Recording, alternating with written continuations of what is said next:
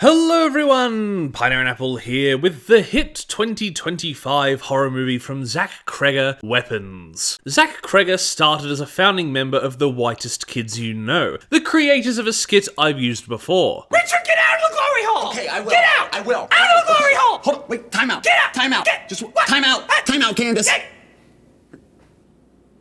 Richard! And since 2022 has produced, directed, or at least worked on 4 horror movies. All looking interesting enough to see on the channel, but today Weapons was not only produced and directed by him, but also written. So apart from the performances, this is pure Zach Cregger creativity. So why don't we see if in all 3 roles he can deliver a smash hit? Starting the film is our first main character, Justine Gandy, played by Julia Garner. And that first main character status is very literal numerically, as this movie does take place in non-linear chapters. Now that can sometimes be frustrating in a film, but I think the way it informs and pays off is the correct way to go about it, not relying on the pacing to do a reveal or for meaningless artistry points. Hold on, wasn't I just talking about Justine? Well, Justine is a good main character, much like the other adults, not innocent, from home-wrecking and to encouraging her seemingly now sober ex to join her in alcoholism, but all this driven by the hurt she goes through, being suspected by the entire town and torn away from the kids she cares a little too much for. But not in the priest way. By both the mysterious circumstances and her boss. Now, she doesn't get the main payoff that Archer or Alex do, but I think using her in her close position as the first POV into this world was the perfect choice for the film. And while I hadn't heard of Julia Garner before 2025, with this and Fantastic Four, I think she's done quite well. Before we actually hop into her POV, we get a creepy child-narrated opening, setting up the plot, and the obvious creepy factor of the kid's voice, plus the off visuals of the kid's Naruto running, plus the pretty normal-sounding music, hits just the right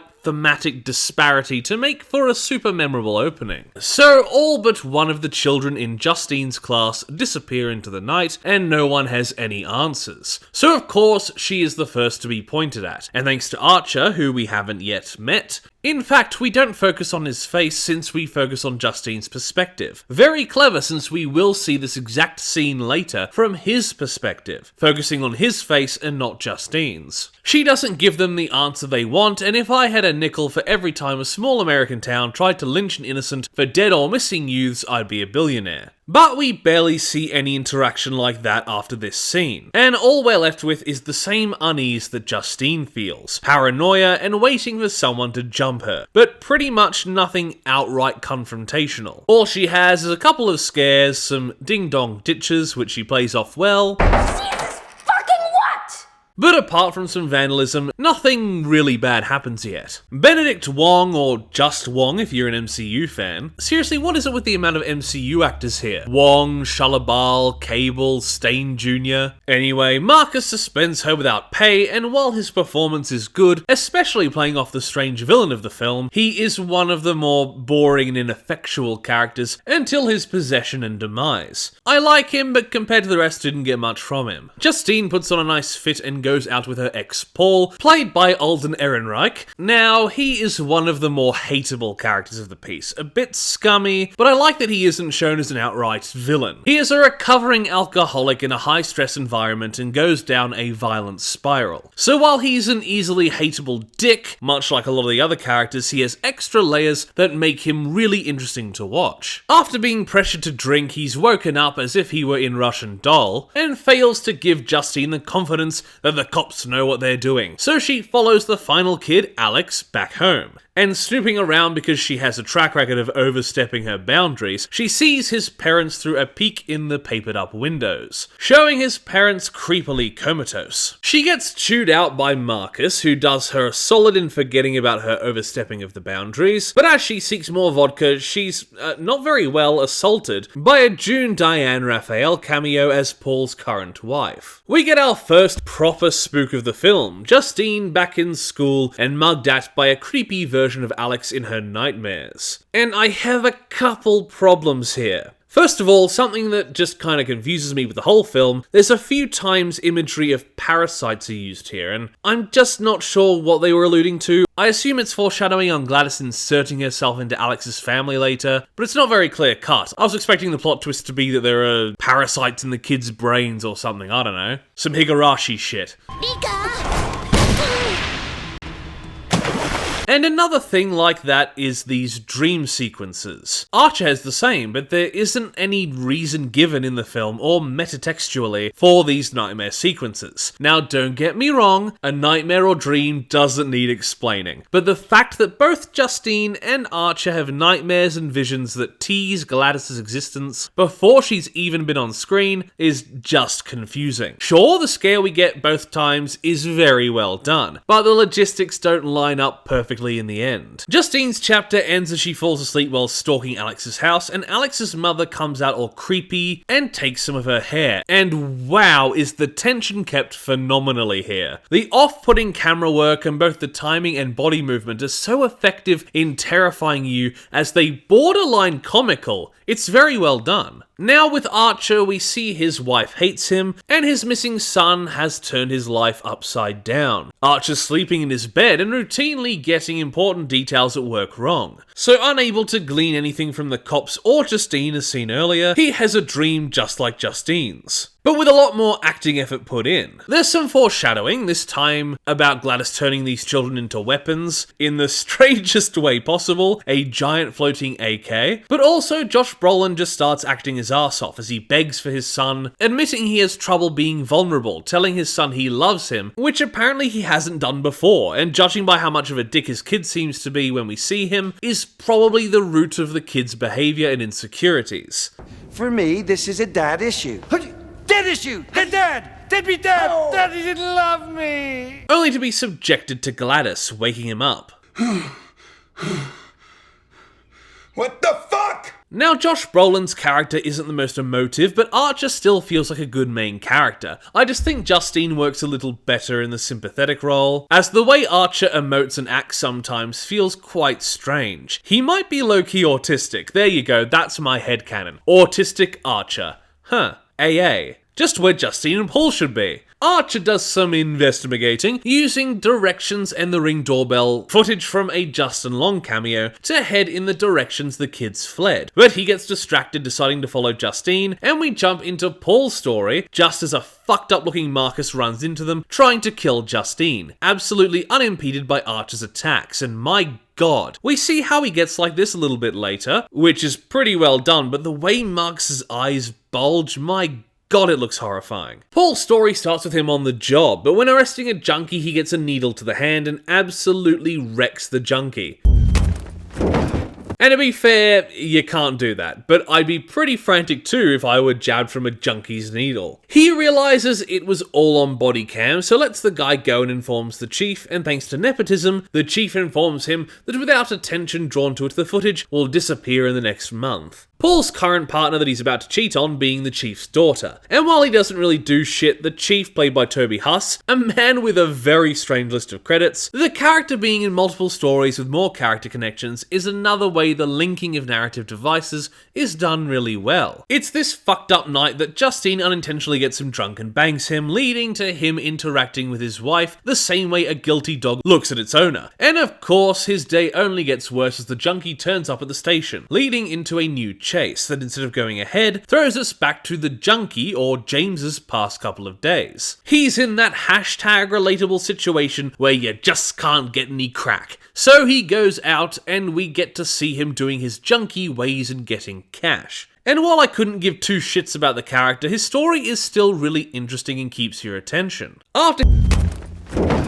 James notices Alex's house all covered up and sneaks in, ready to pawn their shit. We get a better look at the comatose parents still in position, but ready to attack once he finds all of the missing kids in the basement. Once again, the creepy imagery plus James's almost comedic interactions strikes a nice tonal balance that kinda shouldn't work, but impressively does. He sees the missing children posters and realizes he could get some cash, but of course gets chased by Paul, ending up caught. But not before seeing Gladys in a really well done shot that reminds me of The Oldest View. Go check that out on YouTube. And in the scuffle, Paul gets more needles, this time to the face. Yeah. To save his ass from a shotgun to the face, he tells Paul about the kids, but both him and Paul end up captured and possessed in the house. The next chapter is Marcus, starting with him shopping with his partner, which is pretty cute, and we get our first proper look at Gladys, played by Amy Madigan. And not only is she played really well, but the first thing you notice is the outfit, and I think the intentional, old, creepy, distant family member you never want to visit feeling is hit really well, especially since that's what she seems to be. The gaudy wig and fit, paired with the almost Joker-like makeup we see her in occasionally, hits a perfect tone between strange relative and creature living in the sewers. She tells Marcus Alex's parents are ill, but he's clearly suspicious, so after another parasite mention, Gladys uses Marcus's begrudging kindness to barge into their home and shows how the evil magics are performed. Now, I think that every great horror movie villain needs tangible or intangible rules. Freddy, Jason, Chucky, even when those rules are circumvented or added onto, a lot of the time these rules give you something to grip onto, knowing what you should be scared of. Sure, sometimes great unknowables are scarier when you know nothing of them. It works both ways, two ends of the spooky spectrum. But this scene where she sneakily pulls off her ritual, showing us exactly what we're up against, is really effective. She takes control of Marcus and makes him kill his husband in brutal fashion, and then sends him after Justine using the hair collected as a tether. And boy, watching him run in the time lapse is really gruesome. So now, where we were before, the chase continuing with Archer taking down Marcus after a few more hits, but he's only done for good when splattered all over the road, leading Archer and Justine to pool their resources, and tracing the travel lines of the kids back to Alex's house. Finally, we have Alex's perspective, which brings an all-new type of terror, his family life upended by the arrival of the creepy Aunt Gladys. One day his parents don't show, and upon returning home he finds them in their waking coma state. Gladys suddenly a lot more active, keeping them hostage to keep Alex in line, going so far as to give him a display, making them stab themselves in the face enough times to make her point. And her seemingly a lot better when the parents are now enslaved seems to be the payoff to that parasite imagery. Alex is forced to feed his parents every day to make sure they don't die of starvation, while Gladys hovels up in her room doing witchy shit, and trying to make him sympathetic to her plight. Gladys, although trying to be all relatable, is basically using his parents as leverage, so he steals objects belonging to all of his classmates, and he watches as Gladys activates the ritual on all of them, bringing them into the basement as we saw them before. The more light-hearted music gone, and replaced with proper horror movie score now that we know the terrible truth behind the disappearance. We see the next days from Alex's limited perspective as Alex is left to feed all the kids, and Gladys captures Paul and the junkie. But as Gladys prepares her special ritual guarded by his parents, Justine and Archer eventually enter the house, beckoned by a possessed Paul. The whole chapter system kinda goes out the window as everything goes to shit. Paul jumps Justine while the junkie gets his shit rocked by Archer. The fight's pretty well done. Archer's filled with some good, if at times a little slapstick action, and Justine just ew. She starts using a veggie peeler to remove